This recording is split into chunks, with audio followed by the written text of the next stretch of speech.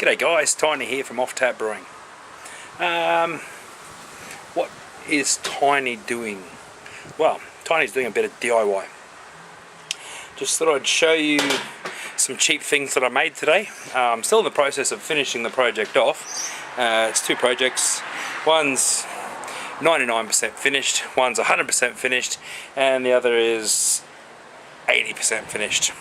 I'll show you the 100% finished one. That's this little beauty.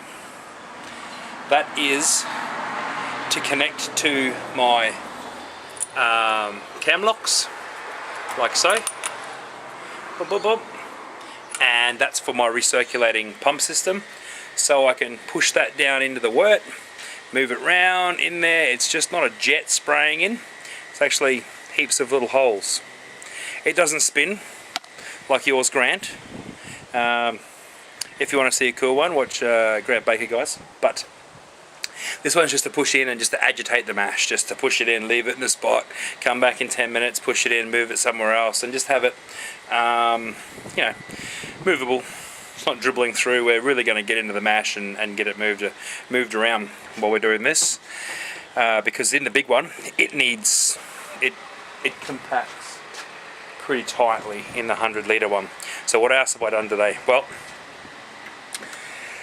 this is a manifold that I have used, there we go, that I've used quite a few times in my little mash tun, and I was trying other manifolds in the big one and the little one, but they tend to pop out of the connection they're in, which when you're coming up to mashing temperature, 65 degrees, you don't want to stick your hand in a big pile of grain, guys. It's really uncomfortable, and this is what I was talking about. I was using this for the 40, which is a stainless steel dome cover plate, and I used to have a little bit of poly tubing inside that hole there to make it draw closer to the bottom, and that I'd stick into the outlet of the esky. When you're moving your mash around, you know, I'd have a lot of dramas, that tube coming out. So I thought, to hell with that, I'll put those in my kegels. I've got a couple of spare kegels. I'll go back to this design. Now these are very cheap. This is very cheap. Whoop, I haven't glued it together yet, as you can see. It's had a bit of use. So that one's got to get glued together. It's just fallen apart on the ground. But it, you know, it goes in there. I spent probably $25 to $30 all up on that manifold and this manifold, and one piece of 15 mil, whatever that stuff is there, the plastic tubing, whatever, and all the fittings. I actually got too many fittings, so I've got two T-pieces left over. Yeah, it was $27 or something today I spent. And the glue I already had. This is the one I've got for my 100-litre. I was just sizing it up. That's why I thought, oh, I better do a video. Now, as you can see, the 100-litre I bring off to the side. The 40-litre one I brought off here to the middle. I can't show you, but in the middle of those two there. The reason being, the 100 draws from the side. So, boom, that's where that's going to sit. Nice little tight manifold. Just got to drill some holes and glue them together. This little jobby just fell apart. I'd show you that one. There we go. Let's see if we can put it back together.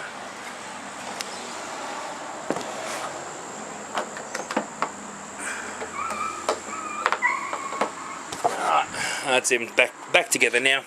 I'll show you the two manifolds as they sit. There we go. So that's how they sit in there. I actually found that the plastic joiners fitted inside there perfectly. So I bashed them in. That's how perfect they were. I had a whackometer, I went bang, bang, bang, and that's not moving. So they're in there permanently now. I'll glue all this together. I won't glue it in there though. I want to be able to take it out and rinse that out. Same with that one there. So you can see the draw off is on this side of this one, and the draw off in the middle of that one. So I'm sorted.